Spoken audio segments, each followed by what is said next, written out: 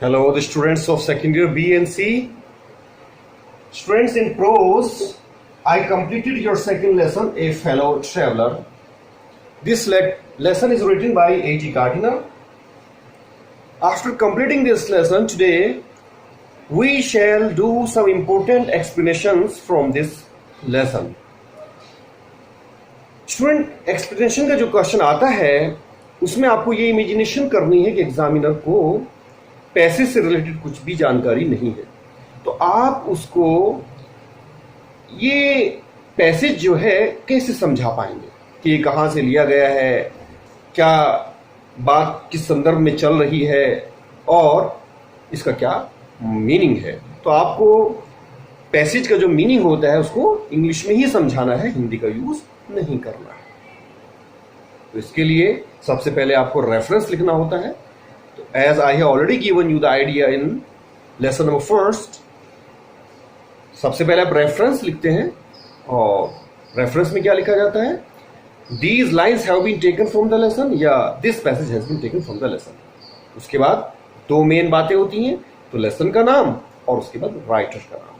तो इस तरह से आप पहले रेफरेंस लिखते हैं, रेफरेंस के बाद फिर कॉन्टेक्स्ट में आपको दिए हुए पैसेज से पहले की जो भी बातें हैं उसका क्या बैकग्राउंड है, कहाँ किस संदर्भ में बात चल रही है, ये सब उसमें बताना।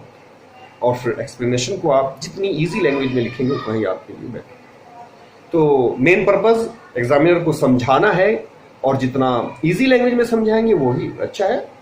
तो आपको उसमें जो डिफिकल्ट वर्ड्स हैं उनको यूज नहीं करने, बल्कि उनके सिनोनिम्स आपको लिखने होते हैं।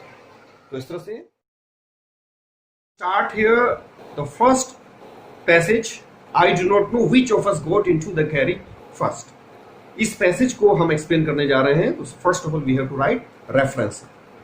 रेफरेंस में these lines have been taken from the lesson a fellow traveller written by A.G. Gardiner. ये दो बातें इसमें आ गई हैं, लेसन का नाम और राइटर का नाम। राइटर की विशेषता बताना चाहते हैं, कोमा लगा के बताइएगा। फेमस इंग्लिश एसेइस्ट यानी प्रसिद्ध अंग्रेजी के निबंधकार। चलिए सेकंड, इसमें आप हेडिंग डालेंगे कॉन्टेक्स्ट। कॉन्टेक्स्ट में हमें ये बताना है कि ये किस संदर्भ में बात यहां पर चल रही है। इन दिस पैसेज, इस पैसेज में द राइटर सेज दैट, लेखक कहता है कि he was travelling in a passenger train, कि वह एक पैसेंजर गाड़ी में यात्रा कर रहे थे। When he started his journey, जब उन्होंने अपनी यात्रा शुरू की, the train was full of passengers, train जो है वो यात्रियों से भरी हुई थी। बट लेटर ऑन, लेकिन बाद में, all the passengers अलाइटेड the train, सारे यात्री ट्रेन से उतर गए या got down from the train, train से उतर गए। अलाइटेड मीन्स उतरना। And the writer was left alone, और लेखक जो है वो अकेला रह गया इन द कंपार्टमेंट या कैरेज यानी डब्बे में। ये हमारा कॉन्टेक्स्ट हो गया।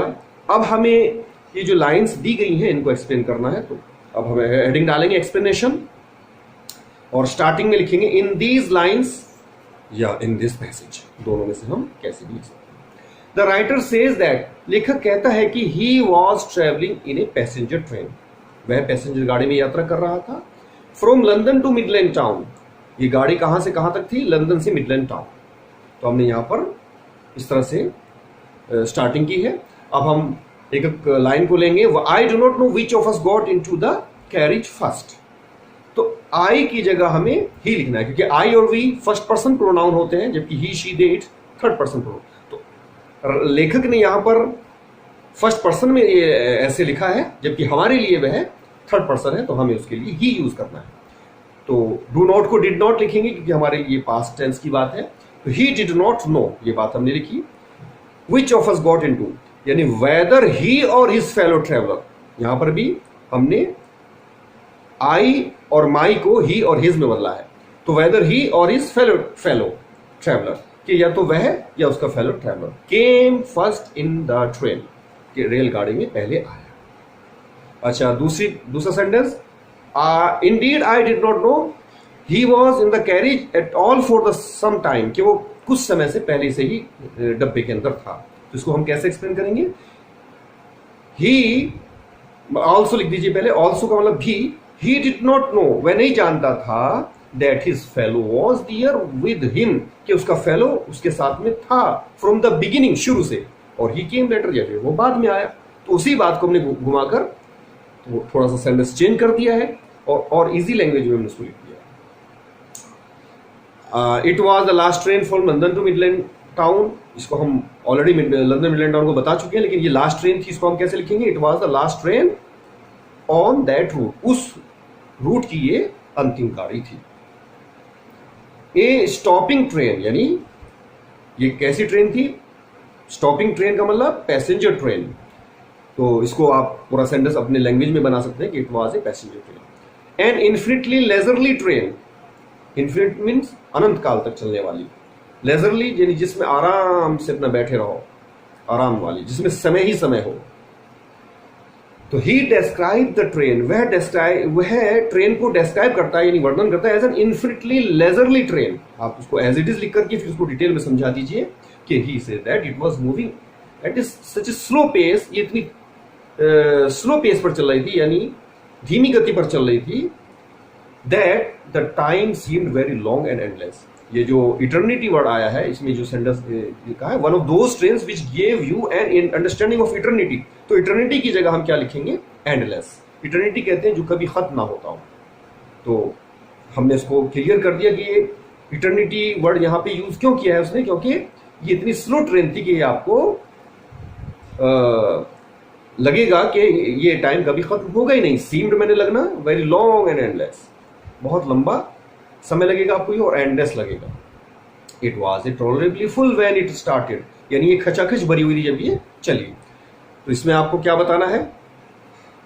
पहले आपको इसमें एक सेंटेंस इसने और लिखा है, it stopped on all the way side stations, कि ये रास्ते के जितने भी स्टेशन थे सभी पे रुक रही थी।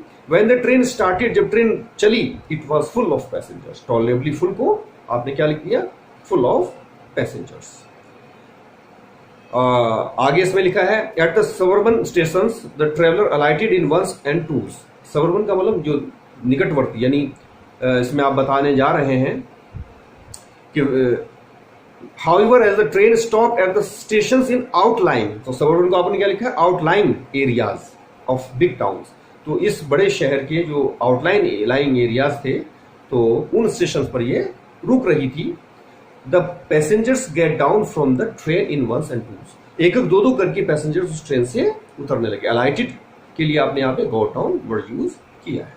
और in the end, अंत में the writer was the only one was left in the train, तो अंत में लेखक जो है वहां पर केवल अकेला रह गया। तो this was the first passage you explained. One more passage for explanation. Fortune had made us fellow travelers on this summer night. इस पैसेज को हम एक्सप्लेन करेंगे। Reference will remain the same, और ये पूरे लेसन के लिए रेफरेंस वही रहेगा, कहीं से कोई भी पैसेज आपको एक्सप्लेन करना हो तो। कॉन्टेक्स्ट देखिए, दिस पैसेज डिस्क्राइब्स, इस गद्यांश में वर्णन किया गया है, that the writer developed a sort of affection, कि लेखक ने एक प्रकार का स्नेह विकसित कर लिया था फॉर द मॉस्किटो, मच्छर के प्रति, and regarded him as an equal and a fellow mortal, और वह मानने लगा था मच्छर को समान और सहजीवी। ही बिकेम फिलोसॉफिकल, वह दार्शनिक बन गया था, एंड वंडर्ड, और चिकित होने लगा था as the mystery of life, जीवन के रहस्य पर। कॉन्टेक्स्ट के बाद you have to write the explanation. The fortune had made us fellow travelers on this summer night, इसको एक्सप्लेन करेंगे। The writer thought that, लेखक ने सोचा कि fortune had made them fellow travelers, कि भाग्य ने उनको सह यात्री बना दिया था on that summer night, उस गर्मी की रात्रि में। अब fellow traveler वर्ड को एक्सप्लेन करेंगे आप यहाँ पर, as मैंने जैसा कि they were in the same compartment, वे एक ही डब्बे में थे during their journey, अपनी यात्रा के दौरान। तो fellow traveler उसे कहा जाता है जो सेम कंपार्टमेंट में जर्नी कर रहा है। तो एक ही वर्ड के लिए आपने एक सेंटेंस बना दिया। I have interested you and you have entertained me. The obligation is mutual and it is founded on the fundamental fact that we are fellow mortals. हम इसमें बाद वाले वर्ड्स को पहले एक्सप्लेन कर सकते हैं कि the writer regarded the mosquito as a fellow mortal. लेखक ने मच्छर को सहजीवी समझा, and an equal, और उसको बराबर समझा। अब ये बात के I have interested you यानी मैंने तुमको रुचि दी, एंड यू हैव एंटरटेन, तुमने मेरा मनोरंजन किया। उसको वर्ड्स को थोड़ा सा चेंज करके लिख दीजिएगा। कि mosquito was interested in him, मच्छर उसमें रुचि रखता था, and the author was entertained, यहाँ इसको पैसिव वॉइस में बना दीजिए, सेम सेंटेंस को आपने चेंज करना है, तो वॉज लगा करके इसको आप पैसिव वॉइस बना रहे हैं, तो was entertained by the mosquito, लेखक का मनोरंजन हुआ मच्छर के द्वारा। हैंस इसीलिए it was a mutual obligation, इसको हम आपसी ऑब्लिगेशन यानी एहसान समझेंगे कि उसने उस पर एहसान किया, उसने उस पर एहसान किया। तो the next, the miracle of life is ours in common and its mystery too. अब ये थोड़ा सा फिलोसॉफिकल बात आ गई है, तो यहाँ पे आप पहले बताइएगा कि ही बिकेम फिलोसॉफिकल, वे दार्शनिक बन गए, and regarded life as a greatest miracle of nature, और उन्होंने जीवन को एक प्रकृति का बहुत बड़ा मिराकल यानी चमत्कार समझा। He said that वो कहते हैं कि लाइफ इज ए मिस्ट्री, जीवन जो है वो रहस्य है, टू बोथ ऑफ देम, उन दोनों के लिए, एज नोबडी नोज, कोई भी नहीं, क्योंकि उनमें से कोई भी नहीं जानता था, the beginning and the end of life, जीवन की शुरुआत और जीवन का अंत। ये लिखा है ना कि I am not sure that I know much about mind, कि मुझे भी विश्वास नहीं कि मैं भी अपने बारे में कुछ जानता हूँ, तो both of are unknown of their life, the beginning and the end of life. We are really, when you come to think of it, a good deal alike। हम जब आप सोचो इस बारे में तो हम बहुत हद तक समान है, यानी all creatures according to him, उसके अनुसार सारे प्राणी आर फेलो ट्रेवलर्स, सह यात्री हैं एक जैसे, and none is superior to और इन्फीरियर, कोई ऊंचा नहीं है और कोई नीचा नहीं है, तो उच्चता का और निम्नता का जो भाव है वो हमारे अंदर नहीं होना चाहिए। तो ये सेम बात को हम दूसरे शब्दों में कैसे कह पा रहे हैं, यही एक्सप्लेनेशन कहलाता है। आगे वो जस्ट एपरिशंस वाली बात कि they are like ghost, apparition का सिनोनिम लिख दीजिए गोस्ट, कि वे भूत के समान है, that are and then are not, कि अभी तो हैं और फिर नहीं है, coming out of the night, रात्रि में बाहर निकलते हैं, इनटू द लाइटेड कैरेज, रोशनी वाले डब्बे में, फ्लिटरिंग अबाउट द लैम्प, और लैम्प के चारों ओर फड़फड़ाते फॉर ए वाइल, कुछ समय के लिए, and going out into the night, फिर से रात्रि में चले जाते।